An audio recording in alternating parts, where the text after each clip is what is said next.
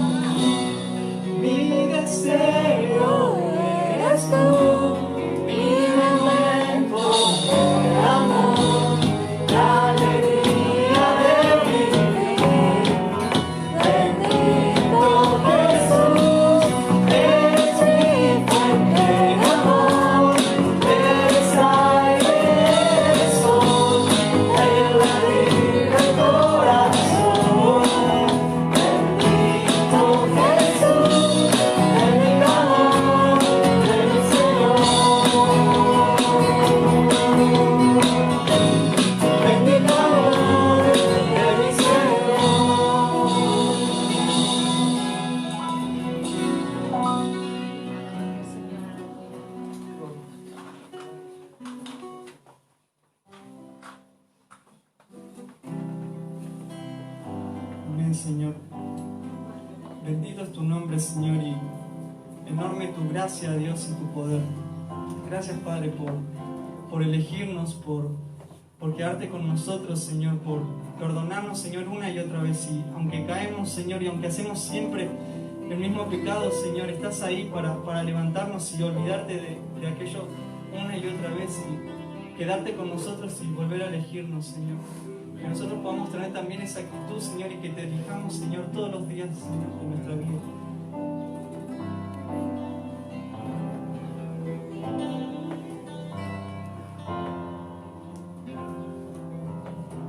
Me viste a mí cuando nadie me vio,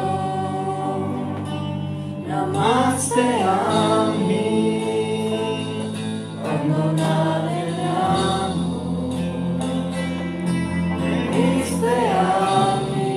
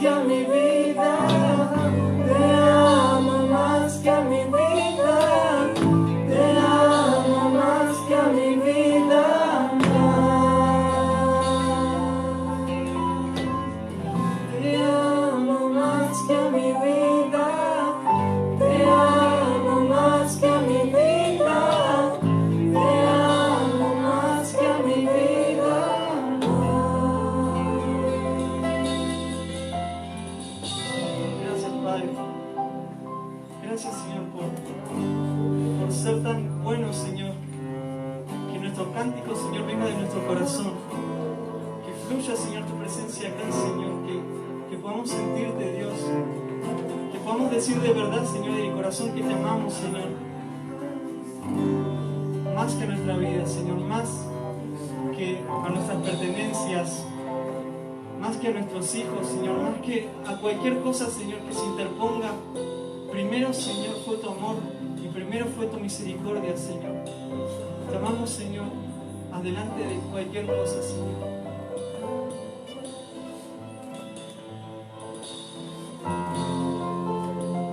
Puedes decirlo de nuevo.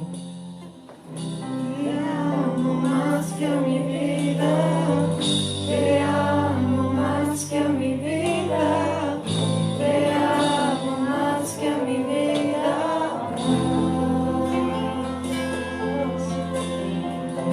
Te amo más que a mi vida, te amo más que a mi vida, te amo más que a mi vida.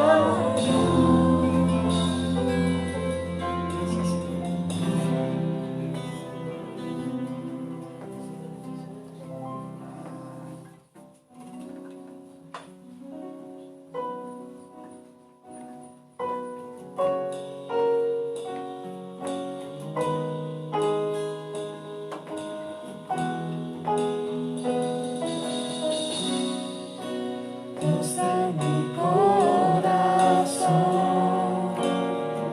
en ti encontré mi salvación. Tu gloria y majestad, quiero siempre contemplar. Tú eres mi adoración.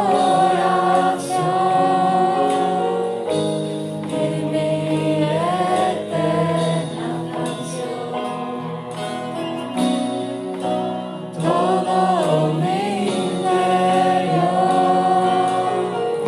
es cautivado por tu amor.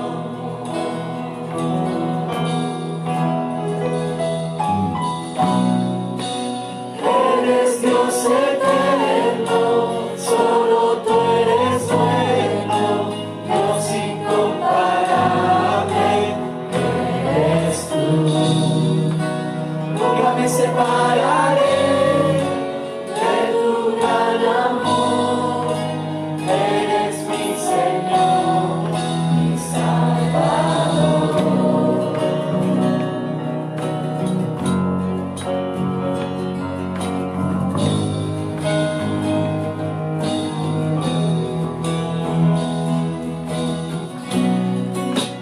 Dios en mi corazón,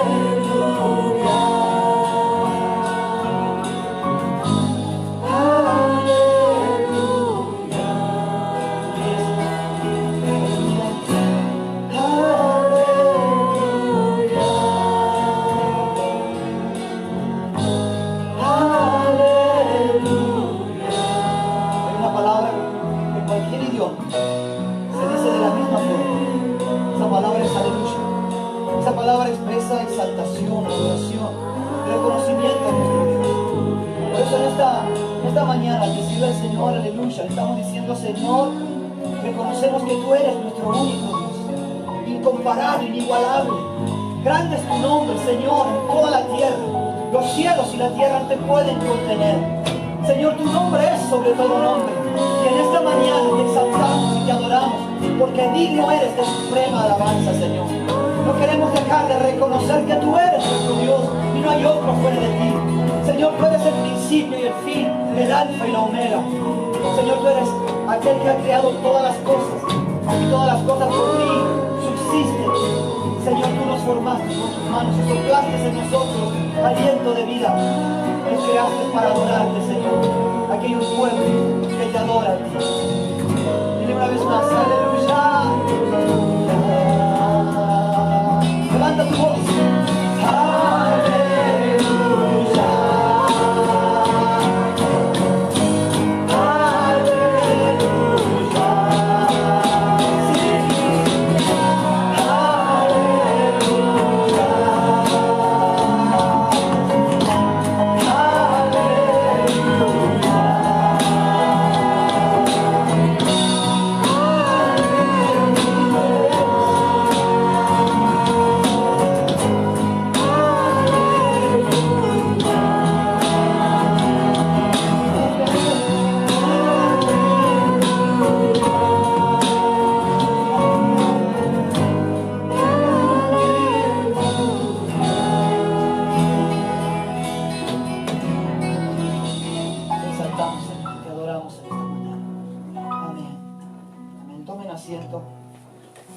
Dice la palabra del Señor en 2 de Corintios, capítulo 9.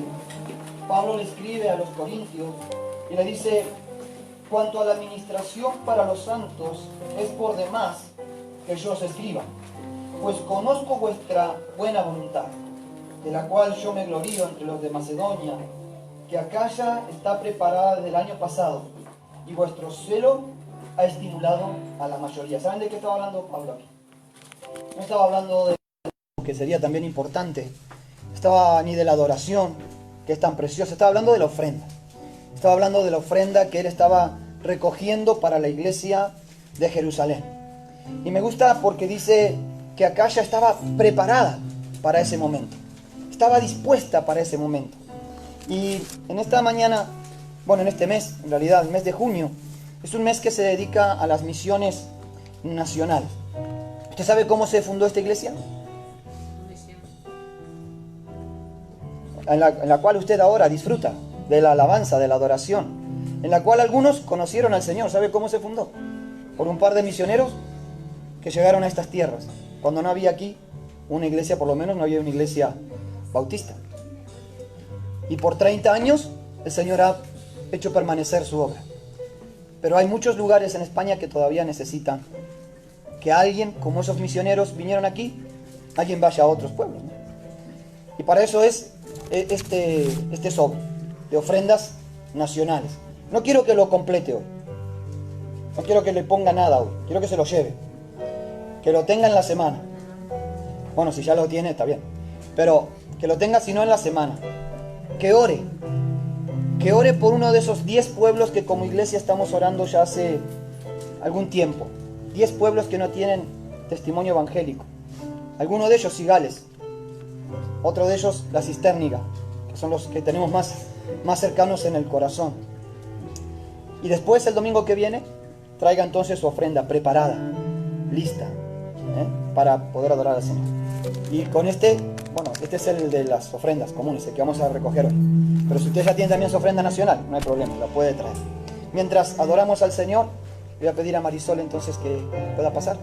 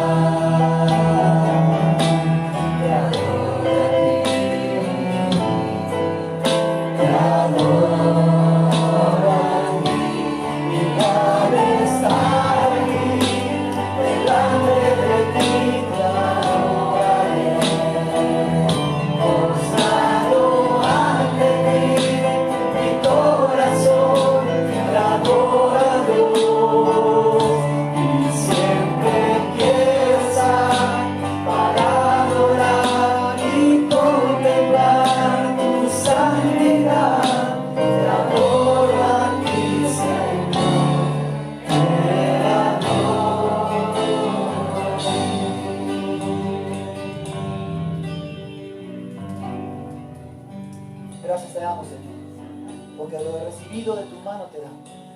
Porque reconocemos en esta mañana que todas las cosas son tuyas, que tuyo es el poder, el reino y el dar, Señor, nuestra provisión. Tú eres el que pone nuestro pan sobre la mesa. Tú eres, Señor, el que llena nuestras alacenas. Tú eres, Señor, aquel que nos cubre en nuestras necesidades y te damos gracias. A través de nuestras ofrendas reconocemos que tú eres el dador de toda buena dádiva y de todo don perfecto. En el nombre de Jesús. Amén. Muy bien, vamos a la palabra del Señor en esta mañana, que vamos a... Bueno, estábamos hablando acerca del camino de la fe estos domingos, y hoy vamos a cambiar, por ser, bueno, este domingo de misiones nacionales, vamos a cambiar, pero solamente un poco el tema, porque también esto tiene que ver con un camino de fe. ¿Me pones el PowerPoint? Así que quiero que venga conmigo a Mateo capítulo 9.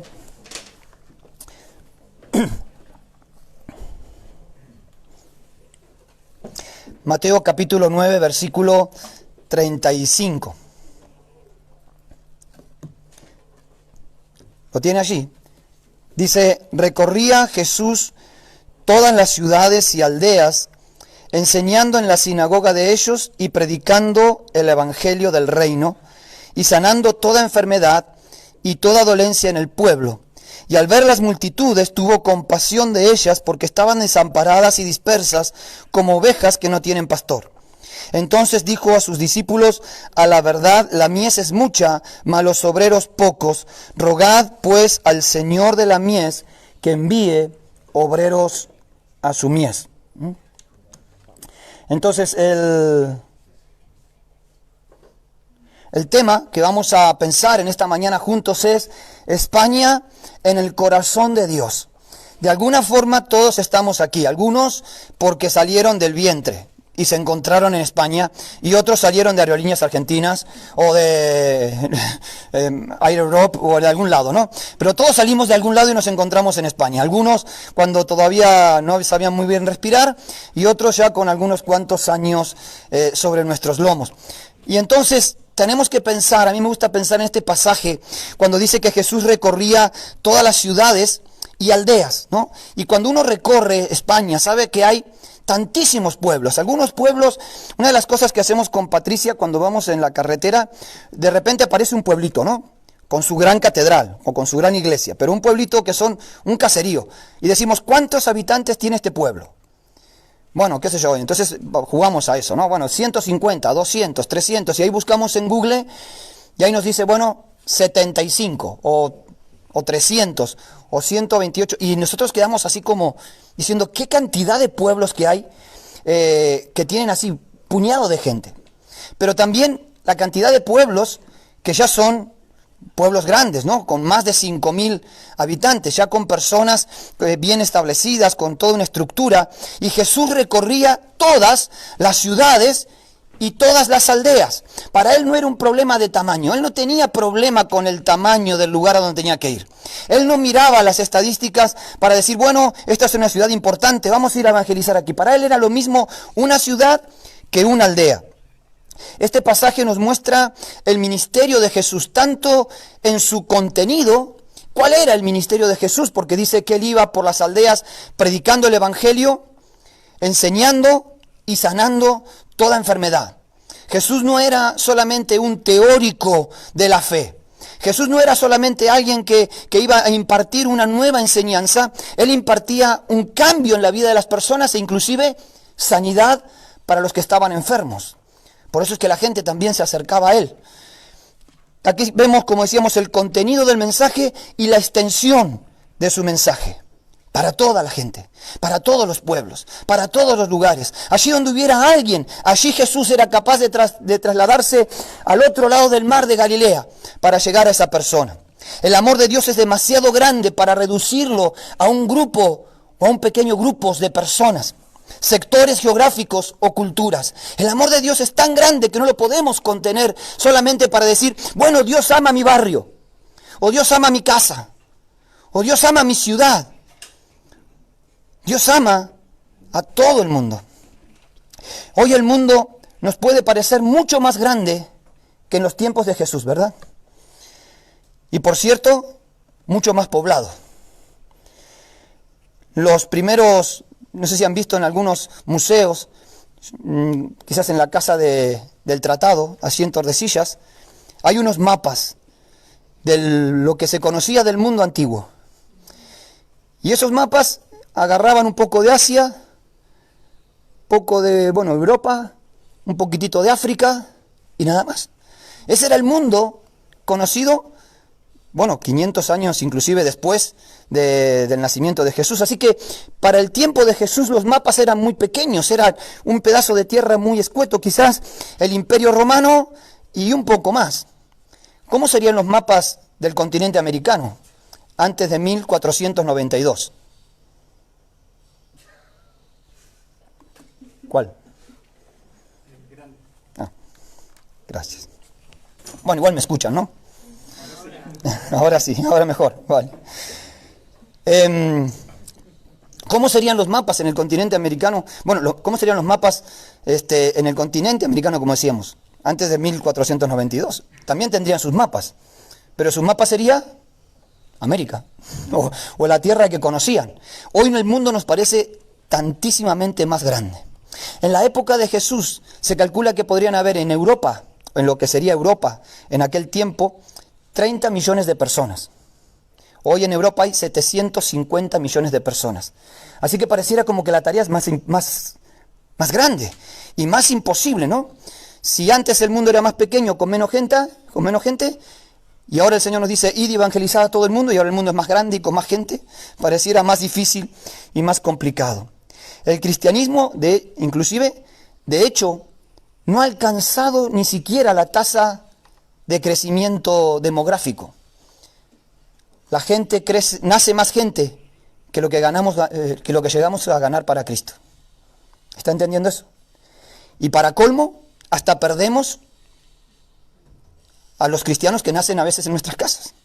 No son pocos las estadísticas de los que tendrían que ser cristianos y que por algunas circunstancias no están en las filas del cristianismo. Así que la tarea se nos hace ardua, difícil, extensa. Como decíamos, él recorría todas las ciudades y aldeas y tenía una necesidad y una urgencia de llegar a diferentes lugares con su ministerio. Dos cosas, una necesidad y una urgencia. ¿Por qué no quedarse en alguna ciudad importante de su tierra? ¿Por qué no haber hecho una capillita al lado de la carpintería del padre, haber edificado ahí un localcito y decir, acá empezamos la iglesia cristiana del siglo I?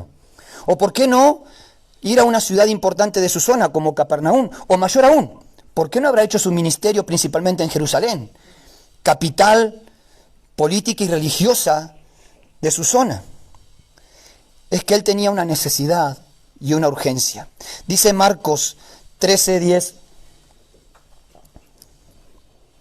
Esto ya lo vimos. Y es necesario que el Evangelio sea predicado antes en todas las naciones. Jesús está hablando acerca de su segunda vuelta. ¿Cuántos quieren que Jesús vuelva? Amén. Esperamos que el Señor venga a buscar a su iglesia. Pero es necesario que el Evangelio sea predicado antes a todas las naciones. Lucas dice, cuando ya era de día salió y se fue a un lugar desierto y la gente le buscaba y cuando llegando donde él estaba, le detenían para que no se fuera de ellos. Claro, querían que Jesús se quedara, querían apropiarse de Jesús. Querían que su aldea sea la aldea de Jesús. Sin embargo, les dijo, es necesario que también a otras ciudades anuncie el Evangelio del reino de Dios, porque para esto he venido. Jesús tenía en claro su propósito. Jesús tenía en claro que Él había venido no para ser el Dios de una aldea, que Él no había venido para ser el Salvador de un pueblo, que Él había venido para recorrer otras aldeas. Es necesario que a otros lugares vaya a predicar. A nosotros, iglesia, nos es necesario salir a predicar a otros lugares en donde el Evangelio no ha sido anunciado. No es que si queremos,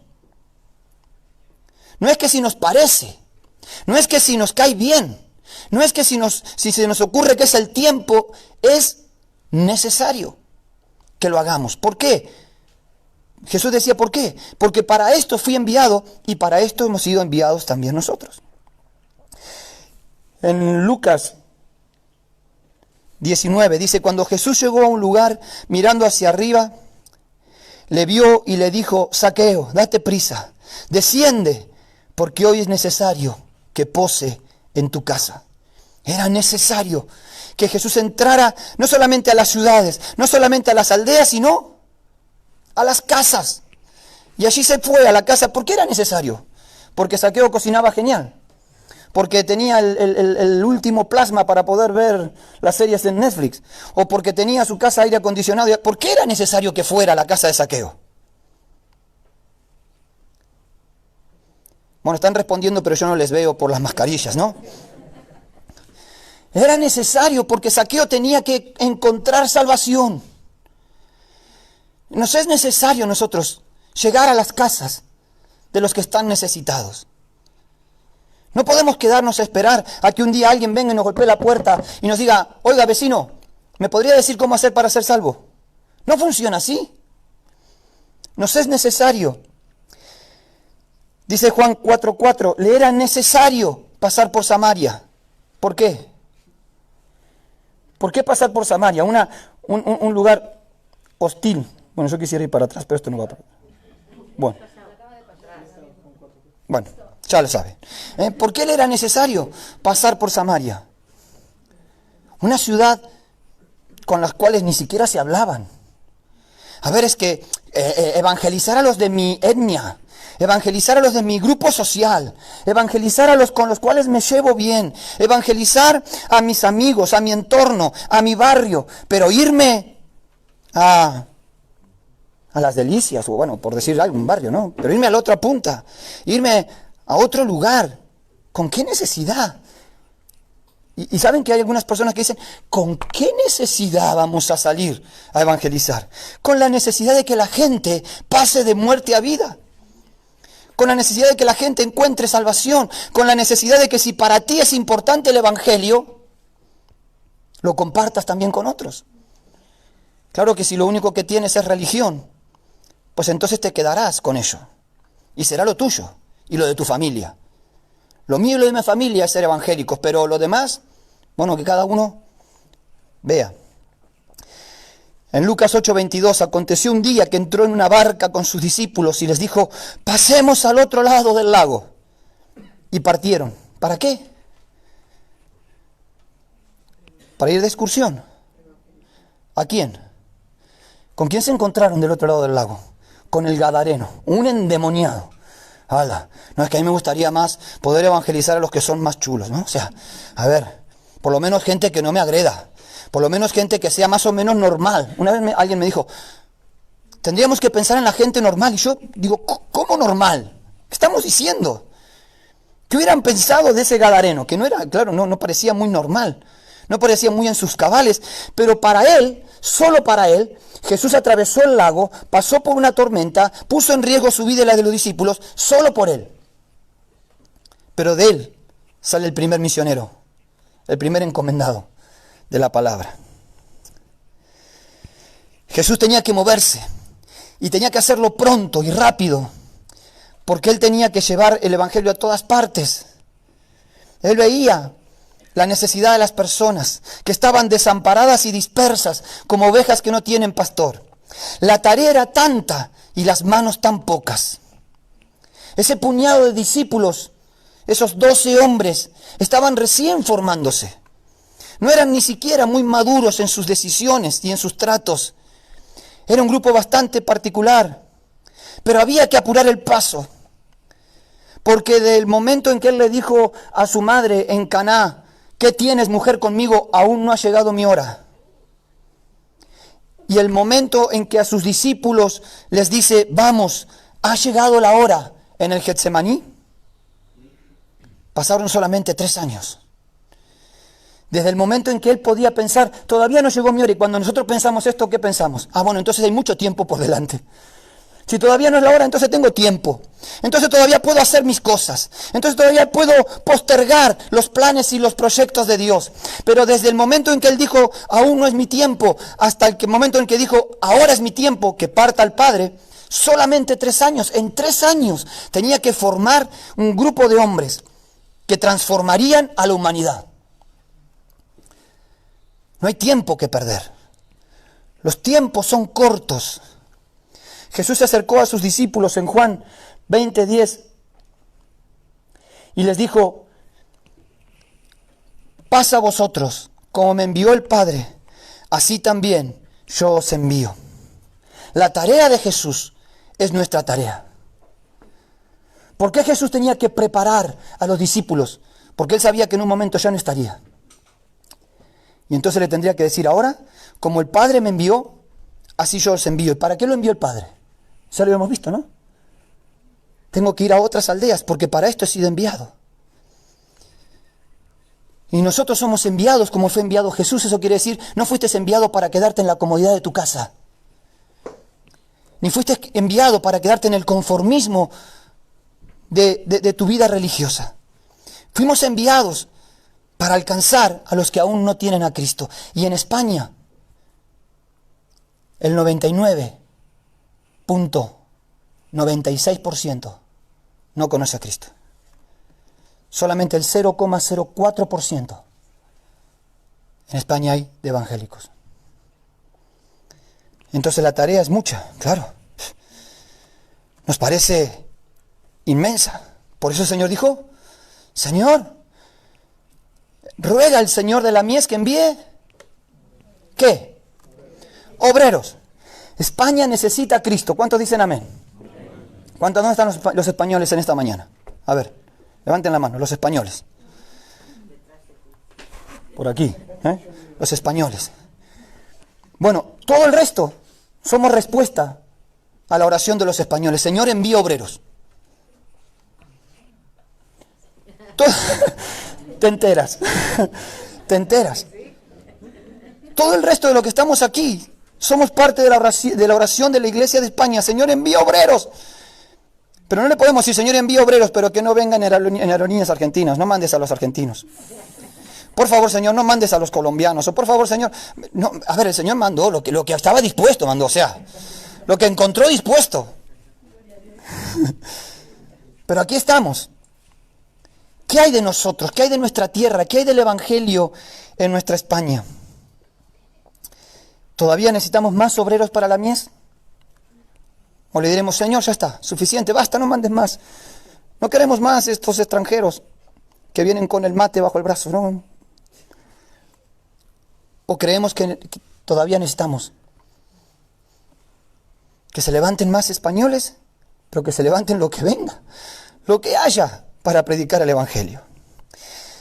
Vamos a hacer un poquito de historia de cómo es la vida del Evangelio aquí en España. Porque todos somos producto de una historia, ninguno llegó sin un pasado, y el Evangelio de España tampoco. Tenemos que empezar allí, por el siglo XII y el siglo XIII. Ya antes de la Reforma, ya saben que la Reforma protestante fue en el año 1500, Pero antes de la Reforma había movimientos que buscaban volver a los orígenes de la iglesia primitiva, los orígenes de la iglesia del primer siglo, movimientos como los albigenses y los valdenses. Ya estaban antes que Lutero, aquí en España.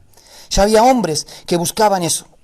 En el siglo XVI, cuando se produce la Reforma en España, había una corriente de espiritualidad que recogía las ideas de Lutero, y allí podríamos rescatar en España a hombres como Juan Valdés, Francisco de Encinas, Casidoro de Reina, Cipriano de Valera.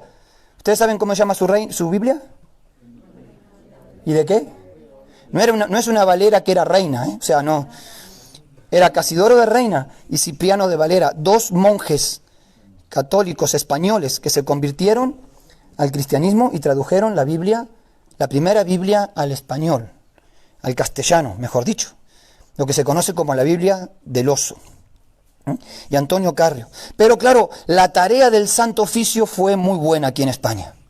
Y el protestantismo español fue diezmado y muchos tuvieron que irse al exilio, de tal forma que prácticamente no quedó movimiento protestante evangélico en España después del siglo XVI hasta el siglo XIX, hasta principios del siglo XIX. Lo único que hay en el siglo XVII y XVIII es material literario de los que se habían tenido que ir de España, que escribían y mandaban clandestinamente. Era todo un movimiento subterráneo y clandestino, porque la Inquisición había borrado prácticamente el Evangelio en España. Fue recién, a fines del siglo XVIII y comienzo del siglo XIX, cuando España tiene que empezar a abrirse a causa de comenzar el comercio con una nación extranjera.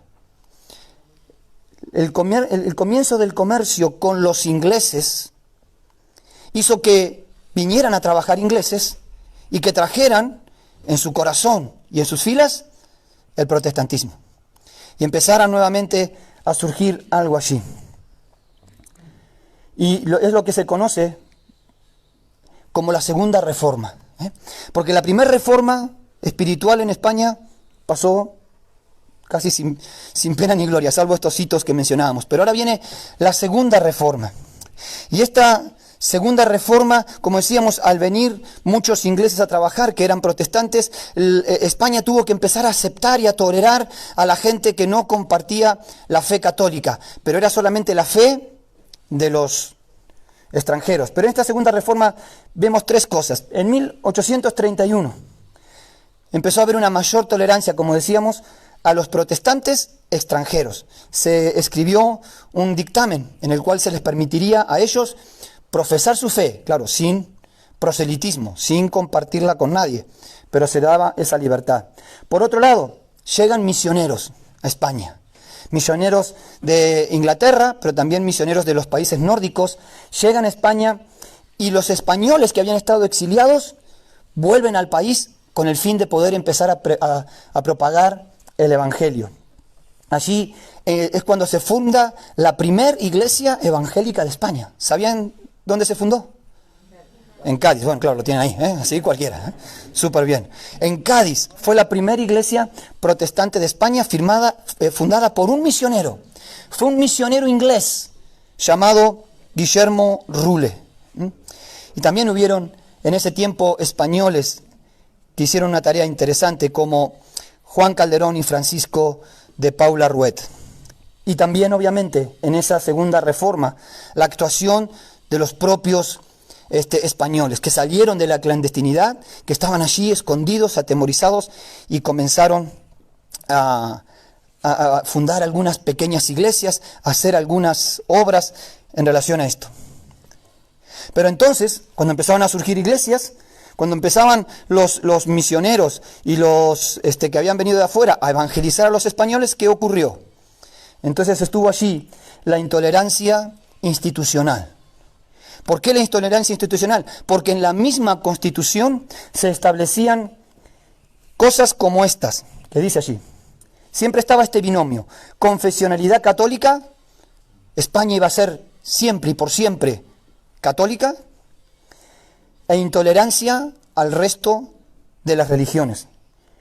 Fíjese lo que decía el artículo 12 de la Constitución en 1812. La religión de la nación española es y será perpetuamente la católica y romana, única y verdadera.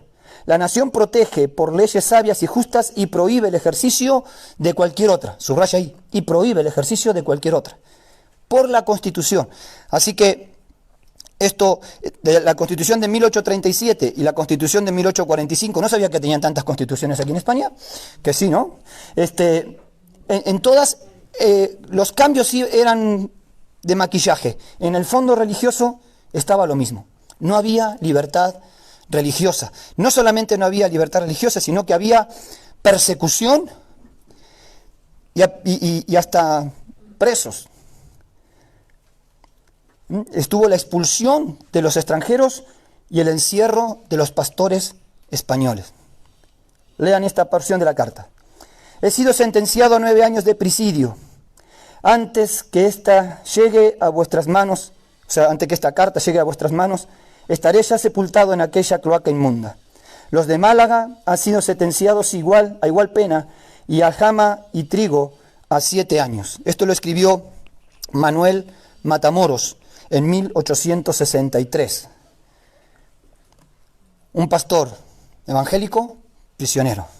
Esto hizo que la Alianza Europea Evangélica presionara al gobierno español, y entonces Isabel II le cambió el castigo de cárcel a Matamoros por el exilio, pero la persecución era tremenda. Y llegamos a un sexenio, a 6 años, que fue un cambio, fue como una ventana de aire fresco para la Iglesia Evangélica en España. El gobierno provisional de España concede la libertad de cultos, y en la Constitución de 1869 se deja establecida la tolerancia religiosa. Pareciera que eran tiempos de vientos a favor. Se fundaron iglesias, colegios, periódicos, editoriales, hospitales, hogares de ancianos y orfanatos. La iglesia en 6 años era como el destapar de un espumante, ¿no? En 6 años, en cuanto se destapó la prohibición, la iglesia se expandió y empezaron a fundarse. Pero claro, esto no iba a durar tampoco por mucho tiempo. La mayoría de las iglesias se plantaron en Andalucía, Cataluña, Madrid, Baleares y Galicia. Pero después vino la Restauración. Y en ese tiempo, una vez más, en 1876, se establece en el artículo 11 de la Constitución: la religión católica apostólica romana es la del Estado. La nación se obliga a mantener el culto y sus ministros. No se permitirá ceremonias ni manifestaciones públicas que las de la religión del Estado. Otra vez, persecución, otra vez encierro, otra vez falta de libertad. Aún así, la Iglesia intenta seguir, y fíjense este dato. Esto es lo que leíamos. En 1910, recién se permitió a las iglesias poner un rótulo en los edificios que dijera Iglesia Evangélica o Iglesia Protestante. En 1910 recién estuvo esa libertad. Y entonces llegamos a lo que se conoce como la Segunda República. Y en este periodo, bajo un régimen igualitario de libertad religiosa, hay 2 artículos que son interesantes. Dice en la Constitución de 1931, el artículo 3, el Estado español no tiene religión oficial. Y en el artículo 27 dice: la libertad de conciencia y el derecho de profesar y practicar libremente cualquier religión quedan garantizados en el territorio español. Una vez más, vientos frescos. Una vez más pareciera como que por fin la Iglesia Evangélica en España va a poder asentarse, crecer e impactar este mundo. Pero entonces llega el régimen franquista. Y el régimen franquista fue diezmada, mutilada la Iglesia Evangélica en España.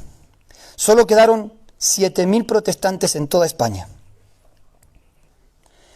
Los inmuebles saqueados, otros clausurados y otros expropiados.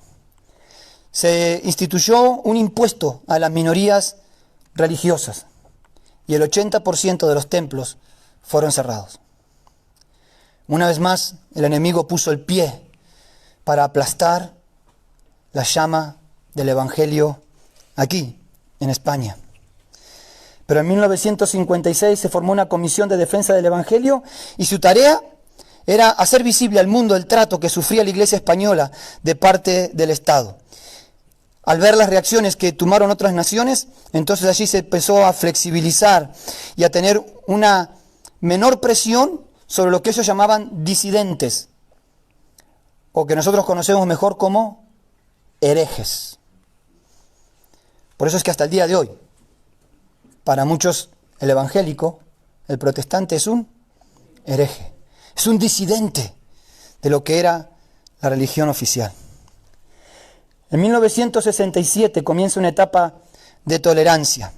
Allí se escribe en los fueros para los españoles, en el artículo 2 dice: se considerarán actos especialmente lesivos de los derechos reconocidos en esta ley aquellos que de algún modo supongan coacción física o moral, amenaza, dádiva o promesa, captación engañosa, perturbación de la intimidad personal o familiar y cualquier otra forma ilegítima de persuasión con el fin de ganar adeptos para una determinada creencia o confesión o desviarlos de otra. O sea, era solamente tolerarnos, porque no nos dejaban predicar, no nos dejaban salir, no nos dejaban ir a una casa, no nos dejaban poner un folleto. O sea, quieren su fe, pero una fe encerrada en los templos. Ahora, esto no es la realidad de hoy, ¿eh? Hoy podemos salir, hoy podemos hablar, hoy podemos llegar a la gente y predicarles el Evangelio. Pero creo que en alguna forma esto ha quedado en el subconsciente de la Iglesia, esto ha quedado metido ahí, ¿no? Esa etapa de 1967, y hasta el día de hoy pensamos que si le entrego un folleto a alguien, capaz que me denuncia. No, ahora tenemos libertad de poder anunciar el Evangelio. En 1978, bueno, esa es la Constitución que ahora tenemos. Y en esta Constitución encontramos muchos puntos importantes. Libertad religiosa como derecho fundamental, artículo 16. Declaración de los Derechos Humanos, artículo 10. Normas de libertad religiosa conforme a la Declaración de Derechos Humanos. Aconfesionalidad del Estado, en el artículo 16. Y la no discriminación religiosa. Estos son puntos súper a favor. Es como decir, ahora tenemos una oportunidad. Por eso es que desde 1980 la Iglesia evangélica empezó a crecer en España. Pero la verdadera razón de crecimiento de la Iglesia de España fue el movimiento migratorio. Esto no lo digo yo, porque sea inmigrante. Esto lo dicen los especialistas españoles. Estuve mirando algunos temas allí con Evangelismo a Fondo, un ministerio dirigido por españoles, el Ministerio Decisión, un ministerio español dirigido por españoles. Hablan ellos de estas estadísticas. Son ellos los que dicen que el Evangelio en España creció y se afirmó por los movimientos migratorios, con todos los problemas que también junto con ello trajo. Grupos étnicos, falta de inculturalización. Pero la realidad es esa. Ahora, ¿qué nos queda a nosotros entonces? ¿Cuál es nuestra realidad? ¿Y cuál es nuestro desafío? Si durante 19 siglos, o si durante 15 siglos, durante 5 siglos, desde el 1500, si durante 5 siglos la Iglesia siempre estuvo con trabas, con impedimentos, con restricciones, con leyes en contra, con persecuciones. Hoy tenemos la oportunidad de hacer como Jesús nos pidió, ir por las aldeas y por las ciudades a predicar el Evangelio, a enseñar de su palabra, a sanar a los enfermos, a atender la necesidad de las personas. Hoy tenemos nosotros nuestra tarea. Hoy tenemos nosotros que ver a las multitudes con compasión. No importa su color de piel, ni su etnia, ni su ascendencia. No importa si son musulmanes, no importa si son moros, no importa si son gitanos, no importa si son de la Europa del Este o del sur de América. Necesitan del amor de Dios. Esto es nada. en comparación con lo que la iglesia puede hacer. Porque si pensamos que trayendo una ofrenda por las misiones nacionales aplacamos nuestra conciencia, pues equivocados estamos. No es que yo ya ofrendé para las misiones, pastor. Lo que Dios quiere es que ofrendes tu vida, que ofrendes tu tiempo, que ofrendes tus talentos, que ofrendes lo que tienes. Porque en España todavía necesitamos obreros. Tuvimos 70 personas en estos 4 años que estamos aquí, que nos visitaron de Argentina, de Brasil, de Colombia, pero no nos visitaban a nosotros. ¿Saben lo que hace esa gente? Esa gente ora por España. Esa gente se paga su pasaje para venir a España, para estar en una célula. Se paga su pasaje para venir hasta acá, hasta Valladolid. No a Cataluña, no a Madrid, no a las Islas Canarias, a Valladolid, a la España profunda. ¿Saben para qué? Para poder ir al parque de Campo Grande y entregar 4 tratados. ¿Y dónde estamos nosotros? Es nuestro tiempo. Nosotros lo vivimos en Argentina. ¿Y sabes cuándo le pudimos decir a los misioneros, oiga, por favor, busquen otro lugar, ya no vengan a Argentina? ¿Saben cuándo lo pudimos decir? Cuando la iglesia de Argentina hizo lo que la iglesia de Argentina tenía que hacer. Pero mientras tanto, bienvenidos los misioneros y cualquiera que viniera a predicar.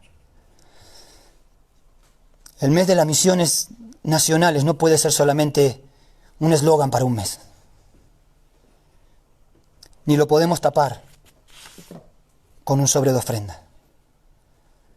O como iglesia entendemos y asumimos nuestro rol y nuestro compromiso en el siglo XX, en el siglo XXI, con todo el bagaje y con toda la historia y con toda la cosa que tenemos atrás, que por eso quería mostrárselos, pero entendiendo que hoy es nuestro tiempo. Nosotros hoy escribimos nuestra historia. Amén. Vamos a orar. Padre, en el nombre de Jesús, aquí estamos, Señor.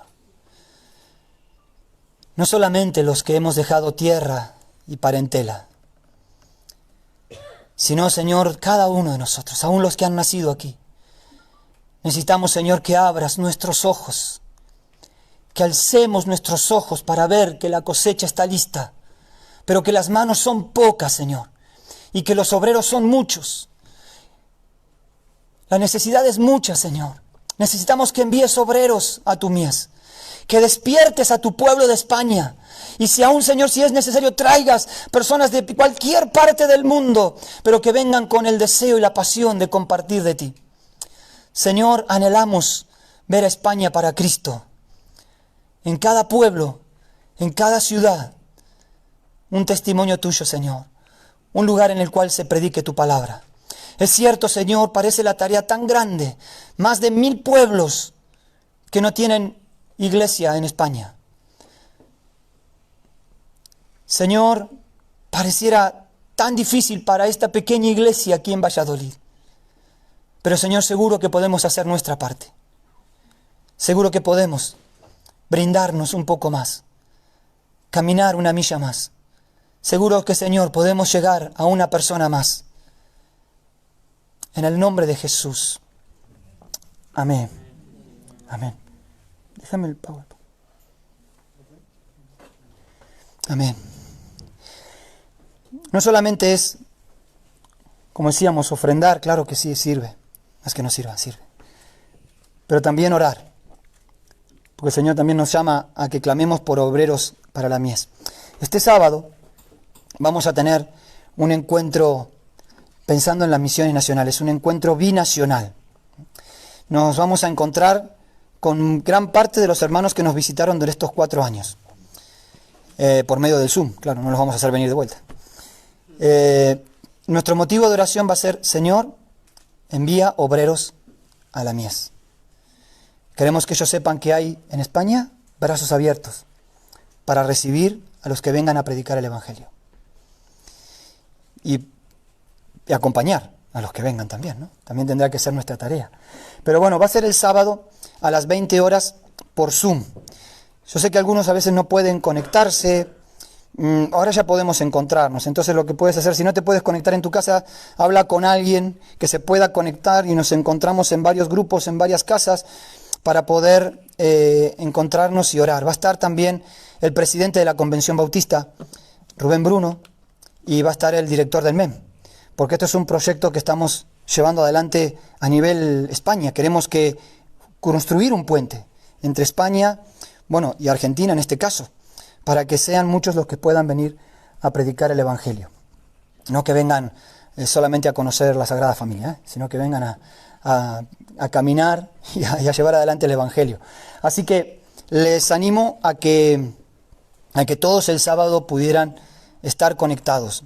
A las 8 seguramente también va a haber una iglesia de Málaga participando, que también hay un misionero argentino allí. Así que bueno, nosotros como anfitriones, qué bueno sería que pudiéramos dar la cara, nunca mejor dicho, dar la cara en el Zoom. Así que bueno, en la semana estaremos enviando la información por los mensajes de WhatsApp, y el sábado será un tiempo de oración y de clamor por España, que está en el corazón de Dios. Amén. Los que esperan en Dios, esperaremos en Dios, esperaremos nuevas fuerzas.